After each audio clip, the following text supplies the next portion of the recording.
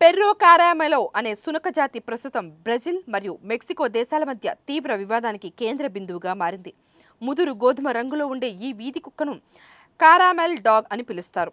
ఇది తమ దేశ చరిత్ర, సంస్కృతికి ప్రతీకగా అని, దాదాపు 300 భిన్న జాతుల సమ్మేళనంతో బ్రెజిల్లోనే ఇది ఆవిర్భవించిందని అక్కడి ప్రజలు గట్టిగా నమ్ముతున్నారు. గతంలో బ్రెజిల్ కరెన్సీ నోట్లపై ఈ సునక చిత్రాన్ని ముద్రించాలని ఆన్లైన్లో చేపట్టిన ఒక పిటిషన్కు 50,000 మందికి పైగా మద్దతు తెలపడం కూడా విశేషం. అయితే మెక్సికోకు చెందిన ప్రభుత్వ పర్యావరణ సంస్థ ప్రోపిమ్ ఇటీవల ఈ క్యారామెల్ సునక జాతిని తమ దేశ 4వ జాతీయ చిహ్నంగా గుర్తించడంతో వివాదం మొదలైంది. ఈ జాతి మెక్సికో సంస్కృతిలో ఒక అంతర్భాగమని ఆ సంస్థ ప్రకటించింది. ఈ నిర్ణయంపై బ్రెజిల్ పౌరులు సామాజిక మాధ్యమాల్లో తీవ్రంగా మండిపడుతున్నారు. కారామెల్ సునకం తమ సొంతమని, ఆ జాతితో మెక్సికోకు ఎలాంటి సంబంధం లేదని, దాన్ని తమ నుంచి ఎవరూ దూరం చేయలేరని బ్రెజిల్ వాసులు నిరసన వ్యక్తం చేస్తున్నారు.